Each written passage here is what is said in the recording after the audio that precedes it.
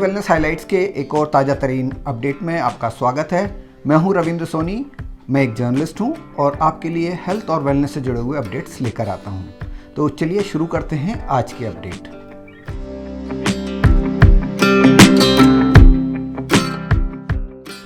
विगत दिवस उज्जैन में मुख्यमंत्री डॉक्टर मोहन यादव और केंद्रीय स्वास्थ्य परिवार कल्याण तथा रसायन एवं उर्वरक मंत्री डॉक्टर मनसुख मंडाविया ने 218 करोड़ रुपए की लागत की 187 स्वास्थ्य संस्थाओं का भूमि पूजन एवं लोकार्पण किया।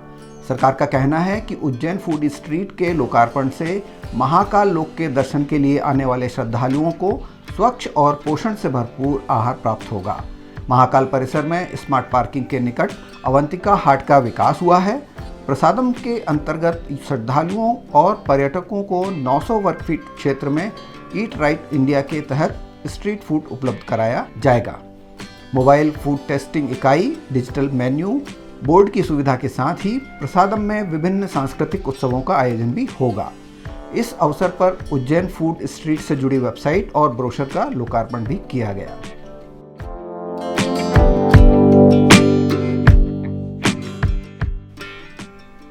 अगला अपडेट त्रिची से है।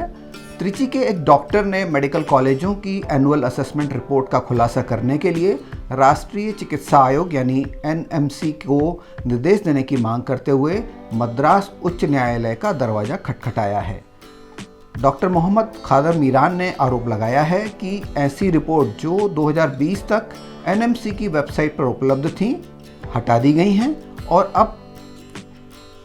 तब से आयोग मूल्यांकन प्रक्रिया की पारदर्शिता के बारे में चिंता पैदा करने वाली रिपोर्ट अपलोड करने में विफल रहा है।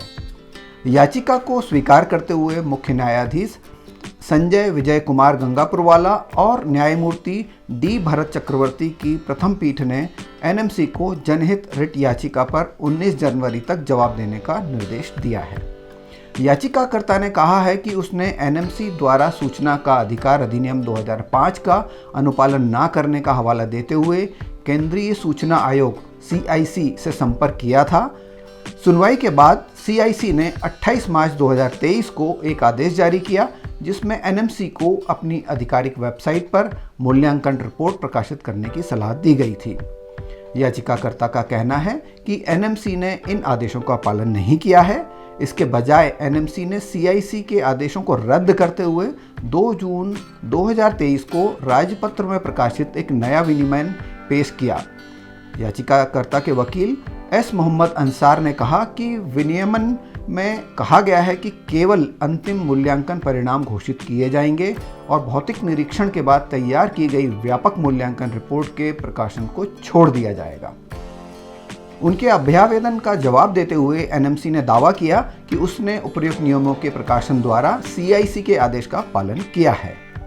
हालांकि जब याचिकाकर्ता ने 1 सप्ताह के भीतर एनएमसी से स्टैनली मेडिकल कॉलेज की असेसमेंट रिपोर्ट प्रदान करने की एक अन्य RTI याचिका दायर की तो NMIC ने जवाब में कहा कि मेडिकल कॉलेज मूल्यांकन रिपोर्ट में व्यक्तिगत जानकारी थी और इसे साझा नहीं किया जा सकता था। इस जवाब से नाखुश याचिकाकर्ता ने मेडिकल कॉलेजों की मूल्यांकन रिपोर्ट प्रकाशित करने के लिए एनएमसी को निर्देश देने की मांग करते हुए उच्च न्यायालय का रुख किया है।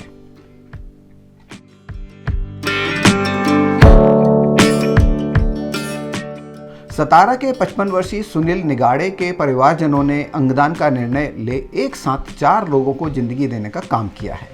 मणिपाल अस्पताल बानेर द्वारा दी गई जानकारी के मुताबिक 55 वर्षीय सुनील निगाड़े, जिन्हें मस्तिष्क में रक्तस्राव की समस्या के चलते सतारा से बानेर लाया गया था, की हालत बिगड़ने के बाद उन्हें 5 जनवरी को ब्रेन डेड घोषित कर दिया गया था। क्रिटिकल केयर विभाग की मेडिकल टीम और ट्रांसप्लांट कोऑर्डिनेटर रेशमा कुलवाड़े ने परिवार को अंगदान के बारे में सलाह दी। परिवार से सहमति मिलने के बाद अंगदान की प्रक्रिया को पूरा किया गया। इस प्रक्रिया में मृतक की दोनों किडनियां, लीवर और हार्ट को प्राप्त किया गया। उल्लेखनीय है कि हमारे देश में अंग प्रत्यारोपण की आवश्यकता और उपलब्ध अंगों की संख्या के बीच एक बड़ा अंतर है। हर साल 1.8 लाख लोग गुर्दे की विफलता से पीड़ित होते हैं, जबकि केवल 15,000 गुर्दों का प्रत्यारोपण किया जाता है।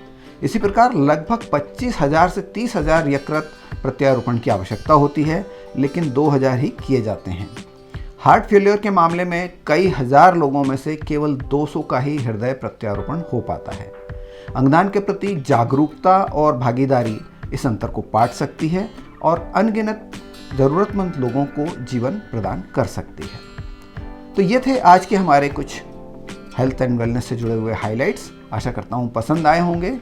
आपसे निवेदन है कि अगर आप इस चैनल पर नए हैं तो इसे आज ही सब्सक्राइब कर लें, और यदि आप हमारे पुराने सब्सक्राइबर हैं तो आपसे निवेदन है कि इस वीडियो को ज़्यादा से ज़्यादा लोगों को शेयर करें और लाइक करना तो बिल्कुल ना भूलें।